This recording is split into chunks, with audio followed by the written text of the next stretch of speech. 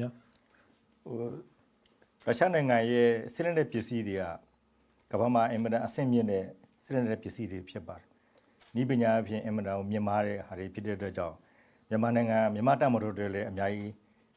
အသုံးဝင်တဲ့စစ်လက်နက်ပစ္စည်းတွေဖြစ်တယ်။အနာဂတ်မှာလည်းရုရှားနိုင်ငံရဲ့စစ်လက်နက်ပစ္စည်းတွေမြန်မာနိုင်ငံအတွက်လိုအပ်ချက်ရှိတဲ့နေရာတွေမှာတိုးချက်အသုံးပြုသွားမယ်လို့ကျွန်တော်ပြောလိုပါတယ်။ကျွန်တော်တို့တပ်မတော်ကဒီတိုင်းပြည်ရဲ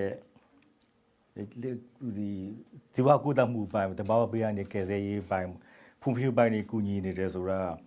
တပ်မတော်ရဲ့အဓိကလုပ်ငန်းတာဝန်3ရပ်ထက်မှတစ်ရပ်ပါတယ်တပ်မတော်ကတစ်ချက်နိုင်ငံတော်ကာကွယ်ဖို့တာဝန်ရှိတယ်နှစ်ချက်တပ်မတော်ဆွမ်းရည်ရှိအောင်လေ့ကျင့်နေဖို့လည်းရှိတယ်ဒါပေမဲ့ဒီဟာတွေအမြဲတမ်းလုပ်နေရတာမဟုတ်ဘူးအားတဲ့အချိန်ကြာလို့ရှိရင်ကျွန်တော်တို့ပြည်သူအကျိုးပြုလုပ်ငန်းတွေလုပ်တဲ့အခါမှာစောစောလုပ်ငန်းရည်ကျွန်တော်တို့လုပ်ရတာဝန်ရှိပါတယ်ဒီအောင်ကျွန်တော်တာဝန်ထမ်းဆောင်နေခြင်းဖြစ်တယ်။ကျွန်တော်တို့တပ်မတော်ရဲ့သဘာဝကျွန်တော်တို့ကမိမိသဘောဆန္ဒကိုတာဝန်ထမ်းဆောင်တာဖြစ်တယ်။ national service နဲ့ကျွန်တော်တာဝန်ထမ်းဆောင်တာမဟုတ်ဘူး။ဒါကြောင့်ပြည်သူကြားပေါ်ဖွာလာတဲ့တပ်မတော်တရားအနေနဲ့ပြည်သူရဲ့အကျိုးပြုဖို့တာဝန်ရှိတယ်ဆိုတာနိုင်ငံသားတိုင်းမှာရှိတယ်လို့ကျွန်တော်တပ်မတော်မှာလည်းရှိတယ်။တပ်မတော်ဆိုတာနိုင်ငံတော်ကာကွယ်ဖို့အတွက်ပါပဲ။ခုနပြည်သူတွေရဲ့အကျိုးစီးပွားကိုစောင့်ရှောက်ပေးတာလေနိုင်ငံတော်ကာကွယ်ရေးရဲ့အကြောင်းအရာတစ်ခုတည်းပါပါတယ်။တပ်မတော်ကစနစ်တကျဖွဲ့စည်းထားတဲ့ institution တစ်ခုဖြစ်တယ်။ဒါကြောင့်အင်အားကိုချက်ချင်းအသုံးပြုလို့ရတဲ့စွမ်းအားစုတွေအကုန်လုံးရှိတယ်။ဒါနိုင်ငံတကာမှာရှိတဲ့တပ်မတော်တွေကမိမိနိုင်ငံကာကွယ်ဖို့လိုသလိုပဲမိမိနိုင်ငံမှာရှိတဲ့ပြည်သူပြည်သားတွေရဲ့အကျိုးစီးပွားကိုလည်းကာကွယ်စောင့်ရှောက်ပေးဖို့ကူညီပေးဖို့တာဝန်ရှိတယ်လို့ကျွန်တော်ပြောချင်ပါတယ်။ကျွန်တော်ခုနကပြောတဲ့ထက်မှာတစ်ချက်ပါပါတယ်။တပ်မတော်ကပြည်သူရဲ့ဒါပေါက်ဖွာလာတဲ့လူတွေဖြစ်တယ်။တေးချရှိတဲ့အဖွဲ့အစည်းမဟုတ်ဘူးကျွန်တော်တို့က1948ခုနှစ်မှာလွတ်လပ်ရေးရပါတယ်လွတ်လပ်ရဖို့အတွက်ကျွန်တော်တို့တပ်မတော်ကပြည်သူနဲ့ပေါင်းပြီးတော့မှလွတ်လပ်ရေးတိုက်ပွဲဝင်ခဲ့ကြတာပြည်သူရဲ့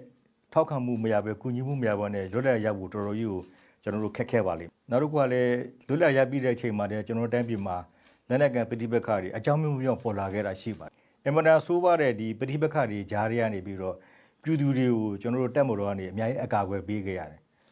်ကျွန်တော်တို့အခက်အခဲအများကြီးရှိခဲ့ပါတယ်ဒါကြောင့်ပြည်သူကတပ်မတော်ဒီသူတို့အကာအကွယ်ဆောင်းရှောက်ပေးတယ်ဆိုတဲ့အသည့်အိုက်ခရရှိကြတယ်အဲ့တော့ခုနကမေးခွန်းထဲမှာလည်းအဖြေထဲမှာကျွန်တော်မေးတဲ့ဒီမှာကျွန်တော်ဖြေလိုက်တဲ့ပါတယ်ပြည်သူရဲ့အကျိုးစီးပွားအကာအကွယ်ဆောင်းရှောက်ပေးတယ်ဆိုတဲ့ဟာကျွန်တော်တို့ပါပါတယ်ဒါကြောင့်ကျွန်တော်တို့ပြည်သူကကျွန်တော်တို့ပုံမှာအများအားအားထားတယ်အားကိုးတယ်ဆိုတာဖြစ်လာတာပါပဲပြည်သူနဲ့တသားတည်းဖြစ်နေလို့ရှိရင်ကျွန်တော်တို့ဘလိုနည်းမျိုးမှကျွန်တော်တို့ပုံမှာကျွန်တော်တို့ရဲ့ချစ်ခင်ရင်းနှီးယုံကြည်မှုကပြက်ပြက်စရာအကြောင်းမရှိဘူ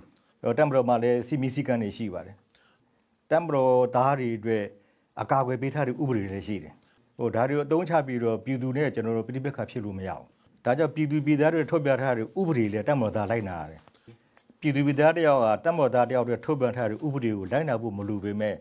တမ်ဘရောသားတယောက်ကတမ်ဘရောဥပဒေပြီးပြည်သူပြည်သားတွေထုတ်ထားတဲ့ဥပဒေပါလိုက်နာရတယ်ကျွန်တော်ရှိမှစစ်တီတော်ကျုပ်မတွေရှိပါတယ်ဒီကျင့်ဝတ်တွေတိုင်းကျွန်တော်တို့ကအောင်လို့ပြုမှုဆက်ဆံရတာဖြစ်ပါတယ်တမ်မတော်သားဆိုတာတော့အကုန်လုံးကတော့6ပြည့်ကင်းသေးလေးစင်မဟုတ်ပါဘူးမှားတဲ့တမ်မတော်သားတွေလည်းရှိပါလိမ့်မယ်ခုလည်းစီစီကားရထိထိရောက်အေးအေးယူတယ်ကျွန်တော်တို့ပြမှုကျူလို့တဲ့အပေါ်မှာမူတည်ပြီးတော့ထိထိရောက်အေးအေးယူပါတယ်ဒါကကျွန်တော်တို့ပြည်သူနဲ့တမ်မတော်ဆက်ဆံရေးပါပဲဒါကြောင့်လည်းကျွန်တော်တို့ပေါ်မှာအားကိုးမှုရှိတာပါပဲစောစောကသူတို့ဒီမိကူအရှိမိဘမိကူနဲ့မှာပါတယ်တမ်မတော်ရဲ့တာဝန်ကပြည်သူပြည်သားတွေအသက်အိုးစီစီကိုကာကွယ်ဖို့တာဝန်ရှိတော့အဲ့တော့အခုနအကြမ်းဖက်သမားဆိုတာလေပြည်သူပြည်သားတွေနဲ့အုပ်ချုပ်ရေးအဖွဲ့အစည်းတွေ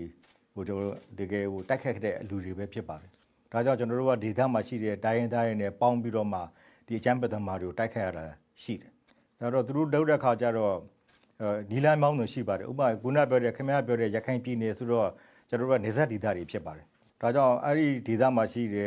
တောင်ကျမ်းတွေလက်လက်ဒီအကြမ်းဖက်သမားတွေမစုံမလုံနိုင်အောင်ဆိုလို့ရှိရင်အိန္ဒိယနိုင်ငံတွေရဲ့မွေးမပြည့်ဆက်ဆံရေးနဲ့လည်းဖြစ်ရှင်းဆောင်ရတာရှိပါတယ်။စီးရင်နီလာတစ်ခုနဲ့တော့မရအောင်။ဒါလည်းအားလုံးကပူပေါင်းဆောင်ရွက်မှုရှိဖို့လည်းလိုအပ်ပါတယ်။အဓိကတော့ဒေသခံပြည်သူတွေရဲ့ပူပေါင်းဆောင်ရွက်မှုအဓိကဖြစ်တယ်။ဒုတိယကတော့အိန္ဒိယနိုင်ငံတွေရဲ့ပူပေါင်းဆောင်ရွက်မှုဖြစ်တယ်။အဲ့တော့နှစ်ဖက်ပူပေါင်းဆောင်ရွက်တဲ့ခါကြလို့ရှိရင်တော့သူတို့ရဲ့အရင်းမြစ်တွေကိုကျွန်တော်ဖြတ်တောက်နိုင်မှာဖြစ်တယ်။သူတို့လက်နက်ခရမ်းပြီးကြောက်ဘယ်ဟာရတယ်လဲ။သူတို့ငွေတွေဘယ်ဟာရတယ်လဲ။သူတို့လွင်အားတွေဘယ်ဟာရတယ်လဲ။ဒါတွေကိုကျွန်တော်တို့ကပေါင်းဆက်ပြီးတော့မှဖြည့်ရှင်းမှရမယ်။ သူတို့အားပေးနေတဲ့အဖွဲ့အစည်းသူတို့အားပေးထောက်ခံနေတဲ့နိုင်ငံရှိသမျှကာလပါလို့အကြမ်းဖက်သမားဒီကိုအပြစ်သက်ချေမှုမှုဆိုတော့တော်တော်ခက်ခဲပါတယ်အဖြေတစ်ခုကတော့ပူပေါင်းဆောင်ရွက်မှုကအရေးကြီးဆုံးပါပဲအပြားသမားကတော့ဘာမှအကောင်းကျိုးမပေးပါဘူးကမ္ဘာဖြစ်ရည်ကြီးလိုက်လို့ရှိရင်အကြမ်းဖက်သမားကြောင့်တည်ကြည်ပျက်စီးတာတွေပဲဆုံးရှုံးမှုတွေပဲကျွန်တော်တွေ့ကြရတာကျွန်တော်တို့ဒီအားလုံးရဲ့ပူပေါင်းဆောင်ရွက်မှုကတော့အရေးကြီးတယ်လို့ကျွန်တော်ဖြေပြရတယ်ကျွန်တော်လည်းကျေးဇူးတင်ပါတယ်ကျွန်တော်လည်းဒါကျွန်တော်ရဲ့အတွေ့အကြုံကိုပြောဆိုခွင့်ရတယ်တာပေါ့နော်ကျွန်တော်မေးမြန်းခဲ့တဲ့ပုံကိုယ်တွေရော